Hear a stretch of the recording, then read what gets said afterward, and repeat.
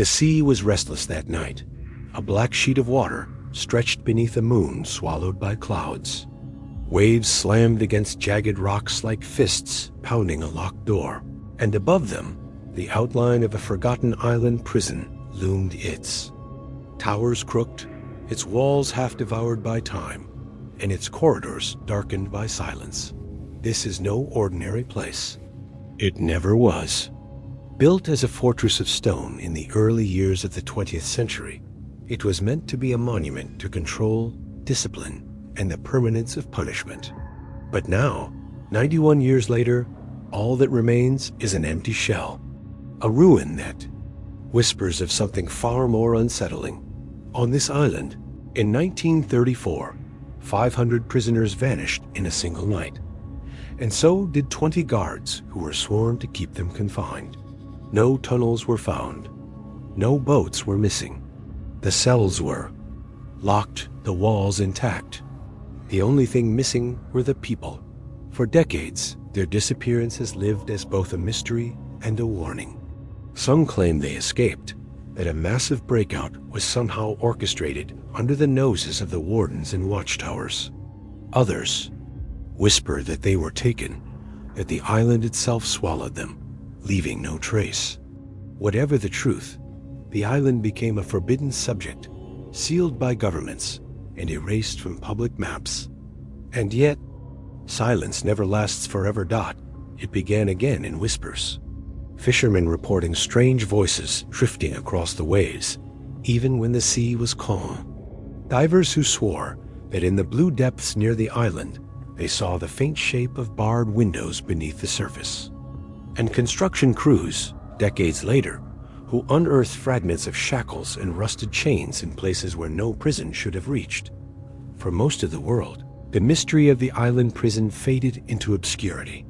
But for those who knew, those who studied old reports and grainy photographs, the question was impossible to ignore. How do 500 people simply vanish into thin air? Asterisk, asterisk. The prison itself was built on rock, an isolated slab of land 2 miles off the mainland coast. Storms battered it year-round, and its reputation was that of a place impossible to escape. The ocean was both wall and executioner. Prisoners who attempted to flee either drowned in the currents or were dragged back by the sea itself. That was the idea of permanence, but permanence is fragile. On the morning of November 12, 1934, guards from the day shift arrived to find silence. The yard was empty. The cells, one by one, held nothing but rusted bowls and discarded blankets. 500 inmates, murderers, thieves, dissidents, men who had shouted, fought, and raged against their captivity were gone. So were the night. Guards who had stood watch. The warden was found collapsed near the records office, his body unmarked, but his face twisted in terror. He died without a sound.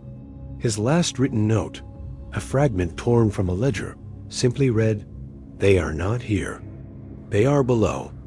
No one understood what he meant. Not then. Asterisk, asterisk. The world learned of the disappearance in fragments. Newspapers rushed to print scandalous headlines. Island prison empty. Mass escape or mass grave? But the coverage was quickly strangled. Reporters who pressed too close were silenced, articles withdrawn, photographs destroyed. Official statements reduced the story to a handful of lines. The men are missing. The matter is under investigation. But behind the curtain, investigators worked in secrecy. Divers combed the shoreline, soldiers scoured every hallway, and engineers tapped the walls for hidden passages. Nothing explained the event. The cells were locked from the outside. The main gates stood unopened. There were no tunnels beneath the prison, at least none that were supposed to exist. Yet still, the prisoners were gone. Asterisk, asterisk, the silence of the prison has outlasted generations. By the 1950s, it was abandoned entirely, left to rot. By the 1980s, it was erased from official maps, its existence denied. And by the 2000s, only rumors remained, Rumors of lights seen flickering in broken towers. Rumors of cries echoing across the waves. Rumors of divers who returned pale and shaking, swearing they heard voices in the dark water.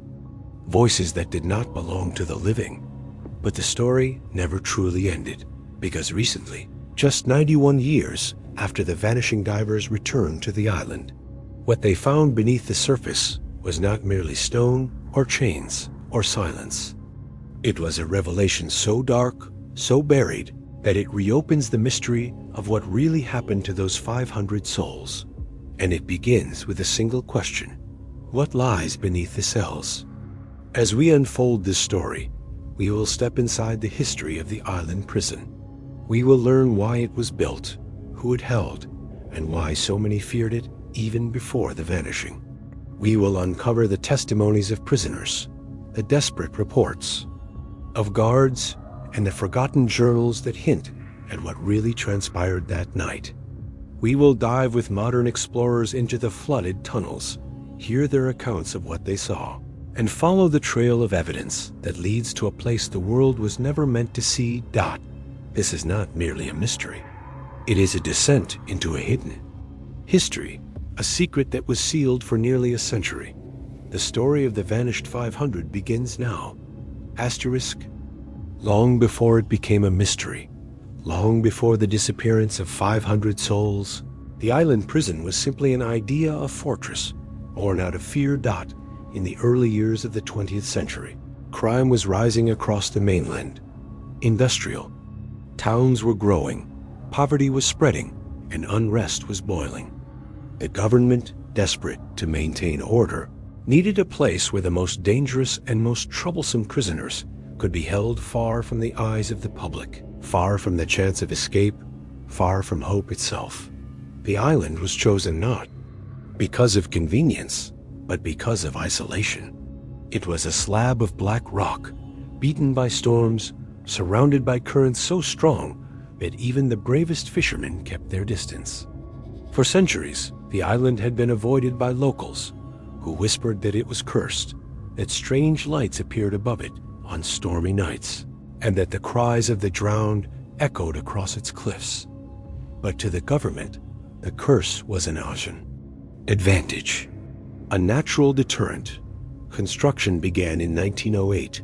Hundreds of workers were ferried across, building foundations in the jagged stone, laying bricks under the lash of the wind.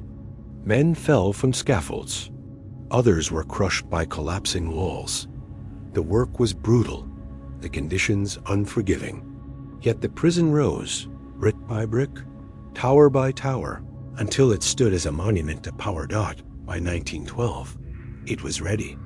The prison was unlike any other of its time. Its walls were 40 feet high, its cells carved into the very rock itself.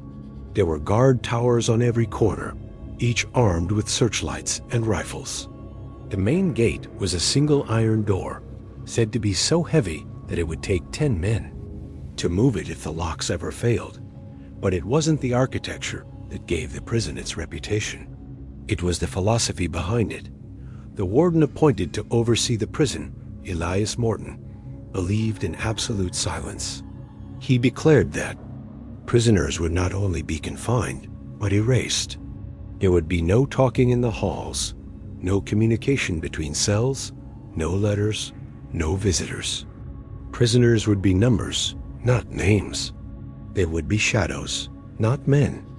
Morton called it the discipline of absence. But the guards had another name for it. They called it the hollowing. At first, the prison was hailed as a success. Riots on the mainland dwindled. Crime families who once ruled neighborhoods were broken as their leaders were shipped to the island. Dissidents who spoke against the government vanished into the fortress, their voices silenced. But almost immediately, there were rumors. Prisoners claimed to hear things at night, whispers through the walls, footsteps in corridors where no guard walked, the sound of chains dragging across the floors when every inmate was accounted for. Some swore the island was alive, that it breathed beneath them, that the stone itself pulsed like a heart. Guards laughed at first. But then they began to hear it too. By 1915, reports began to surface of prisoners found catatonic in their cells, staring at walls, mumbling words that made no sense. Some scratched symbols into the stone, spirals and marks that no one could decipher. Others spoke of dreams of drowning, dreams of corridors that stretched into the ocean, dreams of voices calling them to come below. The warden dismissed these reports. Men lie to escape suffering, he said. There are no voices. There are no corridors.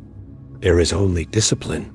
But discipline couldn't explain why guards began resigning in droves, why men who had once been hardened by war and violence refused to step foot in certain wings of the prison. They said the air was wrong there, heavy, as if the walls themselves were watching. The years dragged on. By the 1920s, the prison's population swelled. Murderers, thieves, and political prisoners filled its cells until the island held nearly 1,000 men. It became known among the public as the Black Fortress, a place from which no one returned. But among the prisoners, another name spread. They called it the Mouth, because to them, the prison did not feel like a building. It felt like a something that devoured them, one by one, swallowing their voices, their memories, and eventually, their very selves. There were strange incidents that no one could explain. A prisoner locked in his cell, checked by guards. Every hour was found missing one morning. The bars were intact, the lock unbroken, his bed still warm. He was simply gone. Another prisoner, who had scrawled journals on scraps of paper smuggled from the kitchens, wrote about hearing a song in the walls, a low hum that vibrated in his bones. He said the song grew louder each night, until it was no longer outside of him but inside, threading through his veins, urging him to follow. His final entry read, "Tomorrow I will answer. Tomorrow I will go where they call." He was found dead the next day, his body twisted, his face calm. Cause was never determined. Still, the prison continued to operate. Governments needed it. Fear demanded it. And so the Black Fortress endured, a machine that chewed up men and spat out silence. Yet something beneath the surface was changing. By the early 1930s, guards began reporting structural problems. Doors warped overnight. Floors buckled, though. No water seeped in. Entire sections of wall grew damp, as if the ocean were bleeding into the stone. Divers sent to check the foundations reported something stranger still. They claimed the rock beneath the prison wasn't solid at all. Caverns stretched for miles beneath the island, flooded tunnels that had never been charted. One diver described it as a honeycomb, a labyrinth that seemed to go deeper than their lights could reach. Warden Morton, now old and frail, dismissed these findings. He declared the prison uncheckable. But in private journals, discovered decades later, his handwriting betrayed his doubt. In one entry, he wrote, "I hear them at night. Not the men in cells, the others, the ones below. They call to me. They promise silence, eternal silence." By 1934, the prison held just over 500 men. 500 men who would, in a single night, vanish without a trace. The stage was set. The guards were weary, the prisoners restless, and the walls of the Black Fortress groaned as if under a weight no stone should bear. Something was waiting, hidden in the dark below. Something that had whispered for decades. Something that would finally answer. The history of the prison was more than just cruelty and control. It was a slow descent, a hollowing that prepared 500 souls for what was to come. And in November of that year, the island would swallow them all. The night it happened began like any other. It was November 12, 1934. The air was cold, the ocean restless, waves smashing against the black cliffs of the island. A storm had been forecasted, nothing unusual for that time of year. For the men, Inside the Black Fortress, storms had long since become part of their existence. The walls groaned, the windows rattled, and the wind shrieked through the bars like a living thing. But the fortress had stood against 1,000 storms before, and no one expected this one to be any different. At dusk, the guards conducted their final head count. 512 men, each locked away, each accounted for. The logbook was signed, the gates were secured. As night fell, lanterns burned dim in the corridors, casting shadows that seemed to stretch further than they should. The routine was normal. And yet, many of the guards later said that something felt wrong that evening. A strange silence hung over the prison. Not the silence of discipline, which Warden Morton demanded, but a deeper kind of stillness, unnatural, suffocating. Even the usual sounds of clanging chains, muttered prayers, and restless footsteps were absent. The prison, for once, seemed to be holding its breath. Some guards reported smelling salt in the corridors, as if the sea itself had seeped into the stone. Others felt vibrations under their boots, a low humming that seemed to pulse with the rhythm of a heartbeat. When they pressed their ears to the walls, they swore they could hear something moving, something massive, deep in the rock beneath them. But duty demanded routine, and so the guards carried on. Midnight approached. The storm outside intensified. Rain lashed against the windows. Thunder rolled over the ocean like cannon fire. The lighthouse on the far side of the island flickered, its beam cutting through sheets of water. Inside, prisoners stirred uneasily. Some pounded their fists against the walls, demanding answers to a fear they couldn't name. Others curled in silence, whispering prayers in the darkness. And then, at 12:07 a.m., it began. The first guard to notice was stationed in the eastern corridor. He heard a sound low, distant, like a horn echoing from beneath the sea. It grew louder, vibrating the iron bars, rattling the lanterns. The guard shouted for others, but when they arrived, they too heard it. The horn wasn't coming from outside. It was coming from below. Moments later, the lights went out. Darkness swallowed the prison. Not just the absence of light, but a complete, unnatural blackness. Guards lit lanterns and struck matches, but the flames sputtered, struggling as though the air itself resisted fire. Some lights went out immediately, snuffed by unseen hands. Panic spread. Prisoners began shouting from their cells, their voices echoing into the corridors. But the shouting quickly turned to screams that twisted into something else. Some men shrieked as though they were drowning, choking on water that wasn't there. Others gasped for air, clawing at their throats. Guards rushed to open cells, believing perhaps there had been gas, but the locks resisted, refusing to turn even with keys. The humming grew louder, and the floor trembled. Dust rained from the ceiling. Somewhere deep within the prison, stone split with a sound like thunder.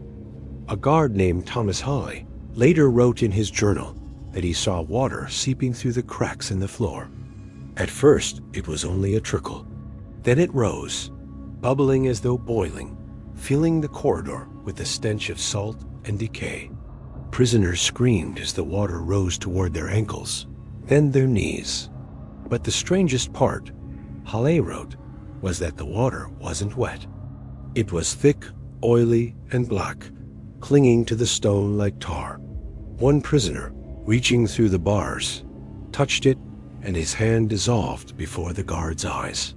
Flesh melted from bone, bone crumbled to ash, and within seconds, the man was gone, leaving only the echo of his scream. The black water kept rising. At 12:30 a.m., the western tower collapsed. Witnesses later described hearing a roar, not of stone, not of storm, but of something alive.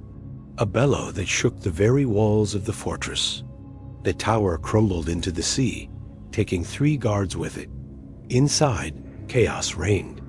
Guards shouted for order, but their voices were drowned out by the storm outside and the wailing within. Prisoners rattled their bars, begged for release, cursed the guards for leaving them to die. And then silence again, not a silence of calm. A silence of absence. Guards who rushed to the corridors found cells empty. Entire rows of prisoners were gone. The bars were intact, the locks unbroken. The beds were still warm, but the men had vanished. One guard swore he saw them hundreds of figures, pale and faceless, moving down the flooded corridor as though walking into the sea. They moved in unison, their feet never breaking the surface of the black water. He said they didn't look back, didn't cry out. They simply walked, as though answering a call only they could hear. Another guard claimed he heard voices, hundreds of them chanting in a language he didn't know. The words rolled like waves, repeating over and over, until they merged into the sound of the storm itself. By 1 a.m., more than half the prison was empty. The warden, Elias Morton, finally emerged from his office. Guards who saw him described him as calm, almost expectant, as though he had been waiting for this very night. He carried no lantern, yet seemed to see in the dark. When asked what was happening, he said only, "They have come to collect what was promised." Then he turned and walked down into the lower levels of the prison. Some guards followed. Others refused. Those who did were never seen again. By dawn, the storm had passed. The lighthouse shone again. The sea calmed. When a supply ship arrived the following morning, they found the prison gates open. The logbook was soaked, its ink smeared. The towers stood in ruins. The cells were empty. Not a single prisoner remained. 500 men had vanished overnight. So had the warden. So had half the guards. The remaining guards, fewer than a dozen, were found huddled on the docks, shaking, their eyes wide with terror. Some were unable to speak. Others muttered nonsense, repeating fragments of phrases. The sea is hollow. They called them home. The fortress was never a fortress. It was a mouth. The Black Fortress was abandoned within weeks. The government sealed the island, declaring it unsafe, blaming the storm, claiming the prison had collapsed and drowned its inhabitants. But those who had been there knew better. They spoke of the humming, the horn, the water that wasn't water. They spoke of the warden's final words. And when the official records were written, one detail was carefully omitted: the number of bodies recovered, because there were none. Not a single corpse washed ashore.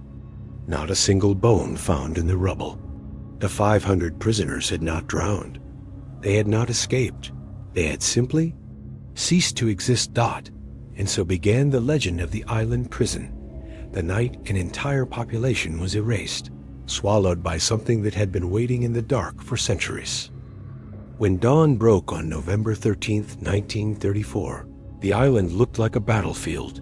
The storm had passed, leaving the sea deceptively calm, but the Black Fortress bore the scars of the night before. Entire towers had collapsed into the surf, jagged, ruins jutting from the waves like broken teeth.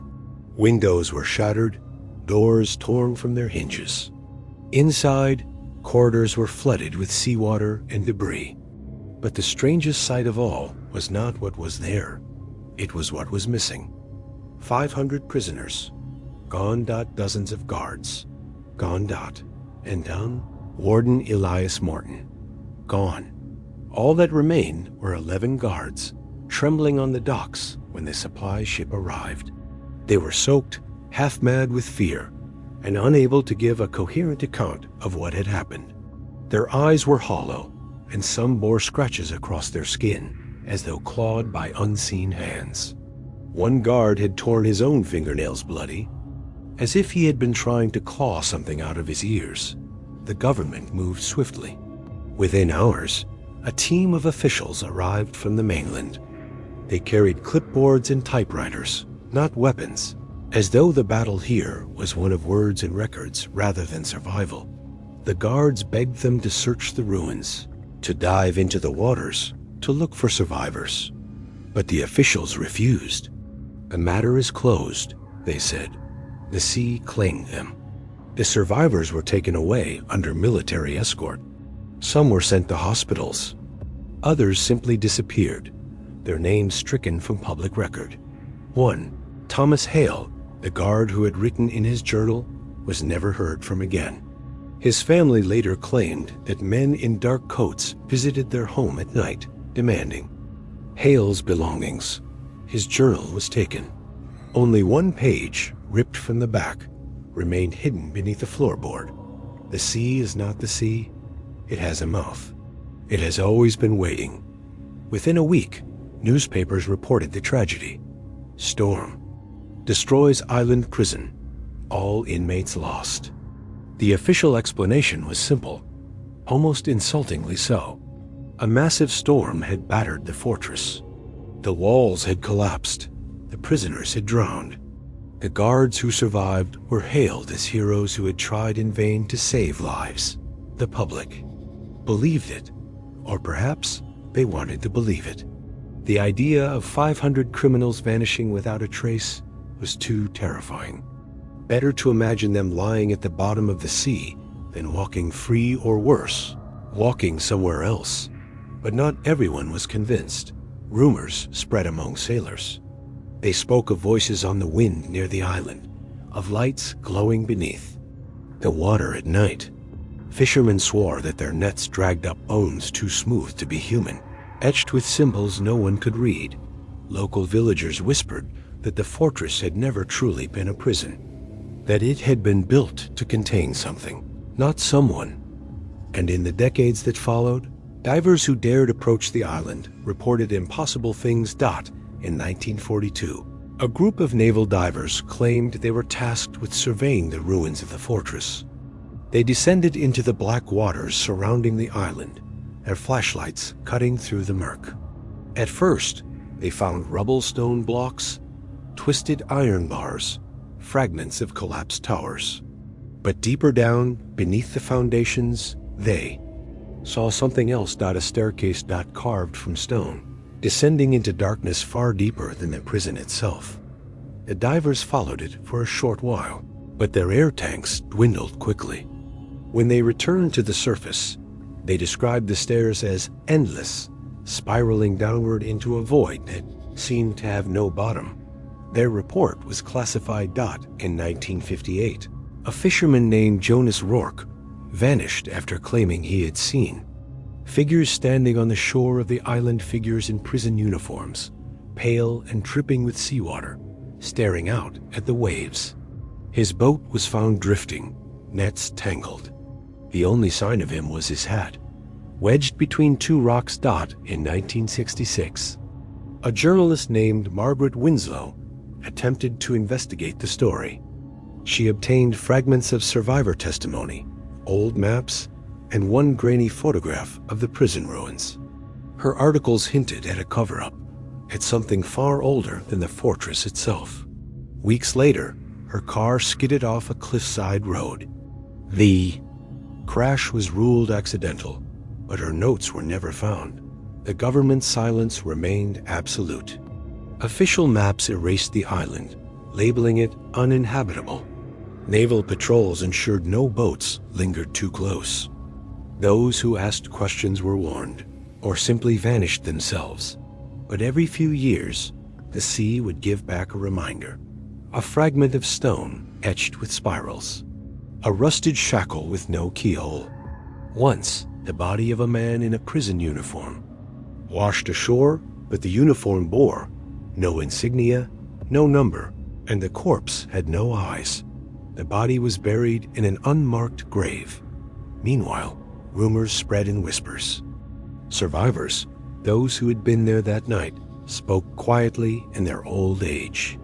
One, near death, confessed to his grandson that he had seen the prisoners walk into the water, like moths to a flame.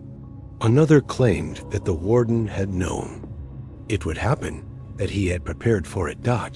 And then there was the strangest rumor of all, that the prisoners were not gone at all, that they were waiting beneath the sea, unchanged, unaged, trapped in an endless night.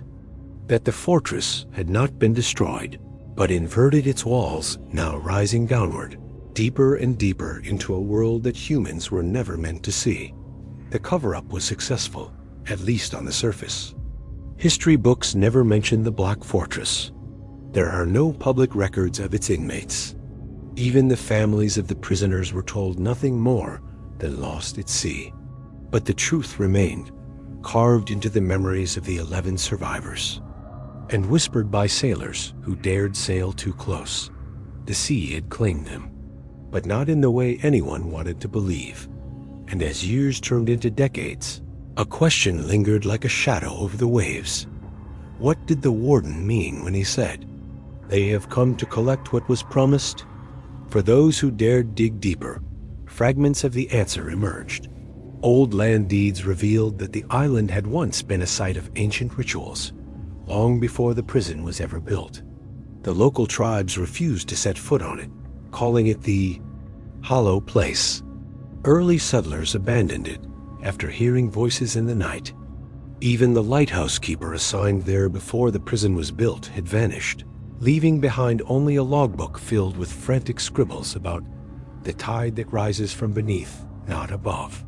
The fortress, it seemed, had been built not as a place of punishment, but as a seal that eventually broke dot by the 1970s. The legend had become little more than folklore. Younger generations dismissed it as sailor superstition. But among divers, the story lived on. In 1978, a team of amateur explorers secretly dove near the island. Only one returned. His hair had turned white overnight. He refused to speak of what he had seen, save for a single phrase, repeated until the day he died. The cells are still full. By the end of the 20th century, the Black Fortress was a forgotten ghost. The island, shrouded in mist, avoided by ships, had become little more than a name in whispers. But some knew the truth. Some knew that the 500 prisoners had not drowned, that they had been taken, and that whatever had taken them had not gone away. By the dawn of the 21st century, the Black Fortress had been almost entirely erased from official records. The island itself was marked only as restricted on maritime charts, a blank space in an otherwise detailed ocean. Most assumed it was a former military site or an abandoned research station. Few questioned why its history had been so deliberately scrubbed away, but legends have a way of surviving, even when governments work to bury them. Among divers, treasure hunters, and fringe historians, the Black Fortress remained a name, spoken with a mixture of curiosity and dread. It was whispered about in backwater taverns where sailors drank, traded in hushed voices on obscure internet forums, and occasionally appeared in the pages of conspiracy magazines that most dismissed as fiction. The story was always the same. An island prison, a storm, 500 souls swallowed by the sea, and a government desperate to pretend none of it had ever happened. For some, that was reason enough to stay away. But for others, it was a call. The first expedition, 1999, in the late summer of 1999, a group of amateur divers from Ireland set out to explore what they believed was simply an abandoned fortress. They carried cheap scuba gear, an old fishing boat, and the naive confidence of youth. They arrived at the island in the early morning. The air was thick with fog, the sun a pale disk behind it. As they approached, the shape of the fortress came into view, or rather, what was left of it. Crumbling towers, jagged walls, and stone foundations barely held together by the weight of the years. The divers descended, cameras strapped to their masks, expecting to find rubble. What they found instead was silence. The sea around the fortress was unnaturally still. Not a single fish passed through their vision. The kelp forests common in the region were absent, replaced by bare sand and jagged stone. It was as though life itself avoided the place. They found collapsed walls and twisted iron bars, exactly as expected. But then, One of them, Mark Doyle, swam deeper along the northern wall and saw something strange dot an opening. A stairway, carved into the stone, leading down into the abyss. They didn't follow it far. Their tanks were running low, and their nerves were fraying. But the footage they captured, a descending staircase vanishing into black water, would later leak online. It was grainy, barely visible, but enough to spark whispers. The fortress wasn't destroyed. It was hiding something. Weeks later, Doyle disappeared. His friends claimed he had been obsessed with returning to the island, but one night he vanished from his home, leaving his car parked in the driveway and his wallet still on the kitchen counter. His body was never found. Government interference not. Long after the video spread online, it was pulled down. Forums that discussed it saw their threads deleted. The divers who had participated in the 1999 trip claimed they were visited by men who asked too many questions. The message was clear. Stop talking. And for a time they did. But by then, the mystery of the Black Fortress had already been reborn. Younger divers, urban explorers, and paranormal enthusiasts all wanted a piece of it. They organized trips, shared coordinates, and posted updates in obscure corners of the internet. Yet, most who claimed to visit returned with nothing but eerie feelings, stories of strange lights in the water, and an overwhelming sense of dread. Some swore they heard voices through their dive radio's whispers, layered over static, calling them by name. Others reported clocks and watches malfunctioning near the island, losing minutes or even hours. The 2007 discovery in 2007, a professional diving team from Germany attempted the most ambitious exploration yet. They had high-grade equipment, underwater drones, and weeks of preparation. For the first 2 days, they explored only the ruins visible above and just below the surface. On the third day, their drone captured something remarkable, a corridor perfectly preserved, buried beneath the collapsed fortress. The walls were lined with cells, iron bars still intact, doors sealed shut. The drone's camera swept past one door, and for a brief moment, something moved inside.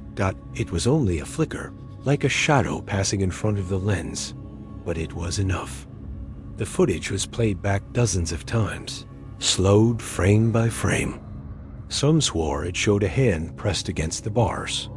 Others insisted it was nothing more than a trick of the light. The divers planned to return the following morning to investigate further. But that night, a storm rolled in. The next day, the team's boat was found drifting miles from shore, its equipment still on board. The divers themselves were gone. Authorities blamed the storm. Their names were added to the long list of sailors lost at sea. But those who knew the legend shook their heads. The fortress had claimed them. Rumors of the deep throughout the 2010s. More stories emerged. In 2011, a British sailor reported seeing lights beneath the water while passing the island at night. Lights arranged in perfect spirals, glowing a sickly green. In 2014, a Norwegian diver claimed he had followed the staircase deeper than anyone before. He spoke of a vast chamber beneath the fortress, filled with statues, or what he thought were statues. Human shapes, standing in rows, their eyes open, their mouths parted as though caught in a silent scream. When pressed, he admitted they weren't statues at all. They were prisoners, preserved, motionless, suspended in water that did not let them decay. No one believed him. He died a year later in what was described as a diving accident. The Forbidden Files in 2017, a set of leaked documents appeared briefly online before being deleted. They claimed to be internal government reports from the 1940s and 50s, detailing Project Hollow Tide. According to the documents, the fortress had been constructed over a site of anomalous activity, and the prison itself had been a cover. The true purpose was containment. The files described phenomena eerily similar to the modern accounts: voices in the water, Lights beneath the sea, prisoners who reported dreams of drowning long before the storm. One page, blurred but still legible, included a chilling line. The tide does not rise from the ocean. It rises from below. Skeptics dismissed the files as forgeries. But those who had studied the fortress for years claimed they were authentic, pointing to details too obscure for outsiders to have invented. The 2020 expedition, the most recent and end. Perhaps most haunting account came in 2020, when a pair of divers from Poland broadcast their exploration live on the internet. Using a small submersible drone, they descended into the ruins of the fortress. For nearly 2 hours, viewers watched in real time as the drone navigated corridors, cells, and collapsed chambers. The feed showed waterlogged beds, rusted chains, and even fragments of clothing still floating. And then, in the final minutes, the drone's camera turned into a wide chamber. At first, it looked empty. But as the drone adjusted its light, shapes began to emerge. Rows of figures standing perfectly. Still. Prison uniforms. Pale faces. Eyes wide open. The chat exploded with panic. Thousands of viewers typed frantically, unsure if what they were seeing was real. And then, before the camera could focus further, the feed cut to black. The divers never resurfaced. Their boat was discovered days later empty. The footage was scrubbed from the internet within hours. Copies circulated briefly, but most were removed by takedown orders. Today, only fragments remain, grainy, blurred, but unmistakable. Faces staring back from the dark present day to day. The Black Fortress remains one of the ocean's great unsolved mysteries. Divers still whisper about it in secret. Governments still deny its existence. And yet, strange reports continue. Fishermen who swear their nets snag on bars deep below. Sailors who hear cries echoing across the waves at night. Divers who surface too quickly, babbling about the cells still being full. The truth may never be known. Perhaps the prisoners drowned, and the legends are nothing more than stories, spun from fear. Or perhaps the fortress is still there, inverted beneath the sea, its inmates waiting in silence, their punishment eternal. And if that is true, then the storm of 1934 wasn't the end. It was the beginning. In the modern world, where satellites scan every corner of the Earth in sonar, maps the ocean floor in staggering detail, it seems almost impossible that a place like the Black Fortress could still hold its secrets. And yet, the fortress endures, in silence, defying every attempt to bring it fully into the light. What is most unsettling is not simply what divers and explorers claim to have seen, but the consistency of the accounts across generations. From the first survivors of the storm in 1934 to the internet live streamers of 2020, the details rarely change. Corridors preserved underwater, cells that look untouched by time, and the suggestion, always the suggestion, that the fortress did not lose its prisoners, but kept them. Asterisk, asterisk, we live in an age of information, and yet some stories resist even the most aggressive attempts at explanation. The Black Fortress is one of them. Scientists who have studied the reports point to natural explanations. The disorientation of divers in deep water, the tricks of light and shadow, the hallucinatory effects of nitrogen narcosis. They argue that when a diver is low on oxygen or pressured by depth, the brain invents visions. What appears to be prisoners staring from cells may be nothing more than the human tendency to see faces in random patterns, a phenomenon psychologists call pareidolia, and yet skeptics cannot explain it. Missing. The amateur divers of 1999, the German expedition of 2007, the Polish streamers of 2020. All gone. Boats recovered, equipment intact, but the men and women themselves erased as completely as the prisoners of 1934. Governments continue to deny official involvement. Maritime authorities insist the island is unstable, its waters too dangerous for exploration. But if that were true, why erase its name from maps? Why send men to threaten divers who bring back evidence? If the fortress were only a ruin, why does the world work so hard to keep its silence? Asterisk, asterisk. In folklore, places like the Black Fortress often take on a life of their own. They become symbols, warnings, etched into geography. Sailors speak of them the way mountaineers speak of cursed peaks. Not merely places of danger, but places that demand reverence.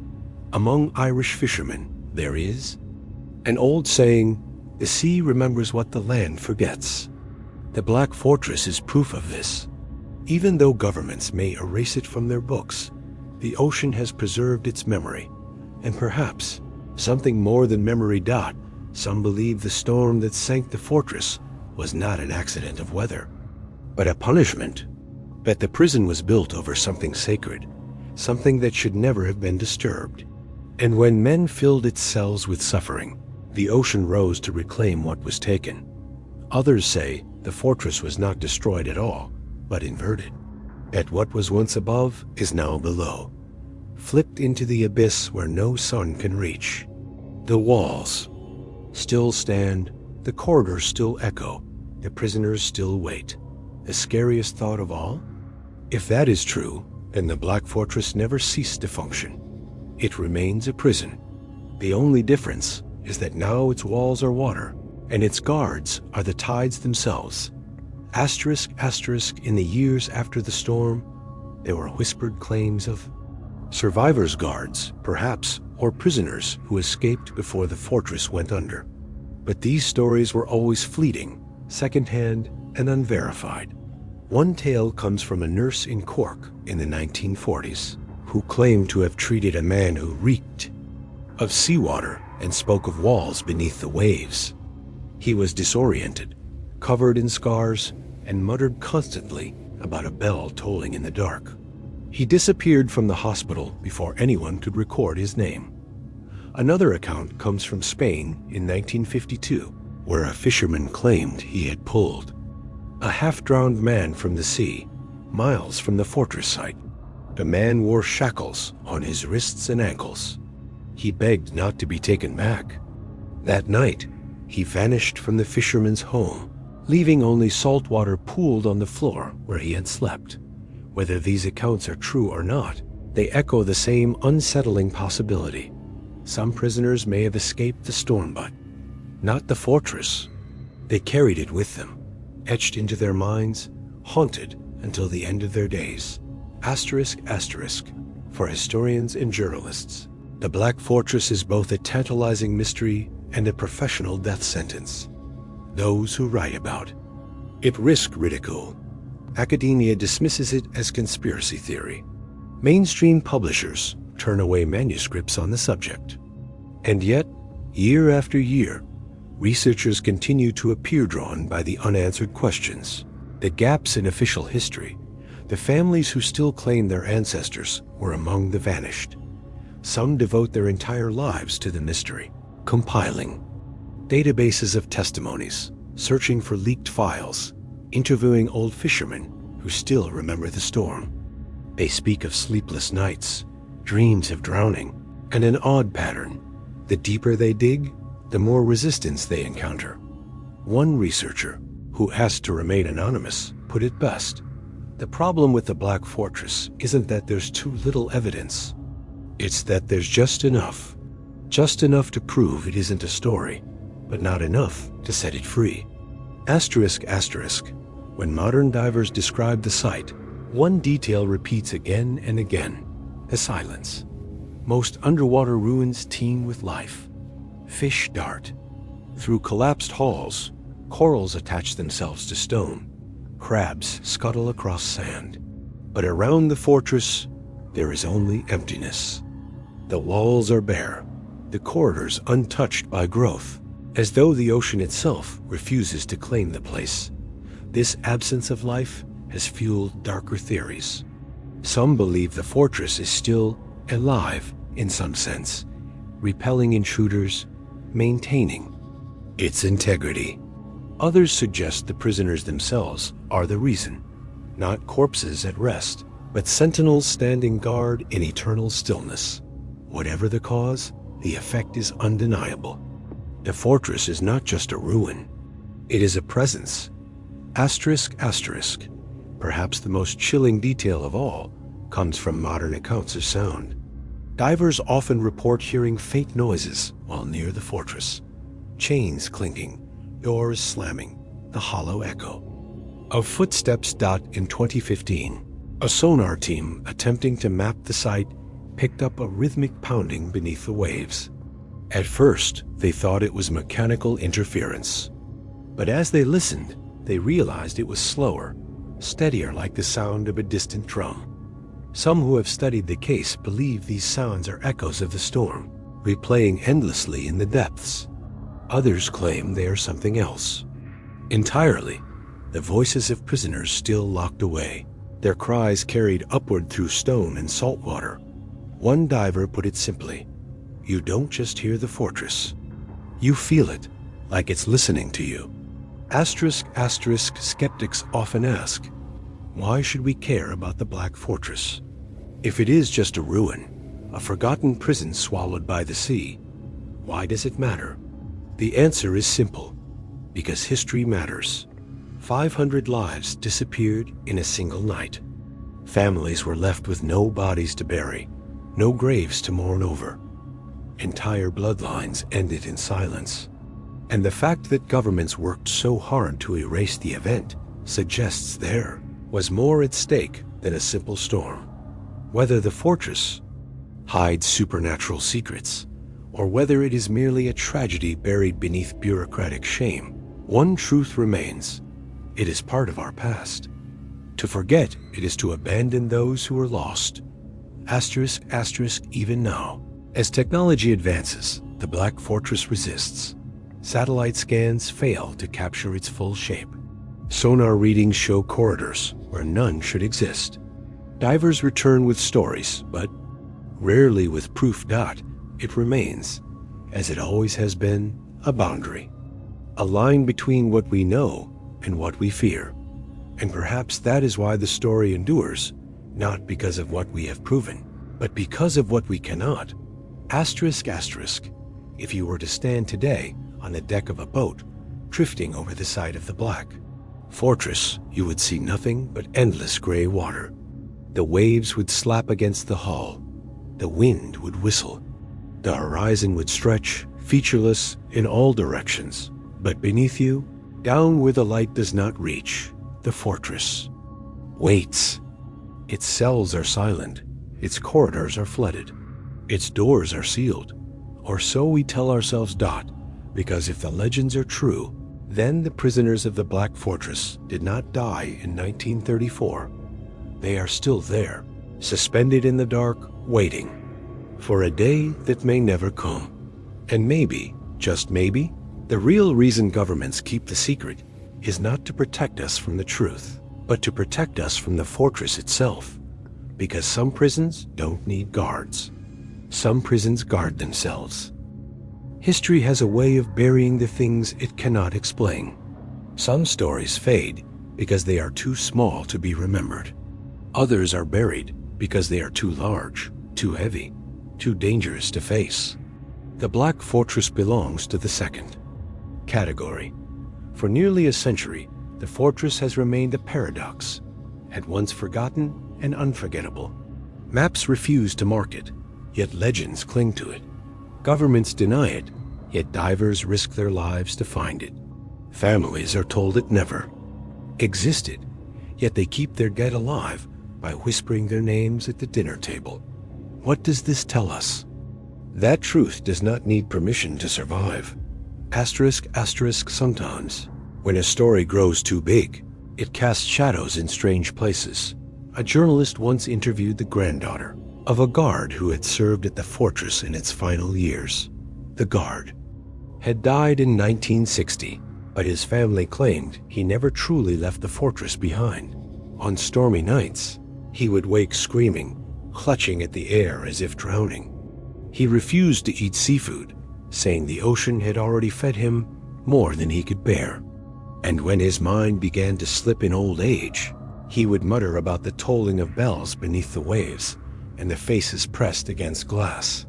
His granddaughter swore that on the night he died, a violent storm rose without warning, tearing through the town where they lived.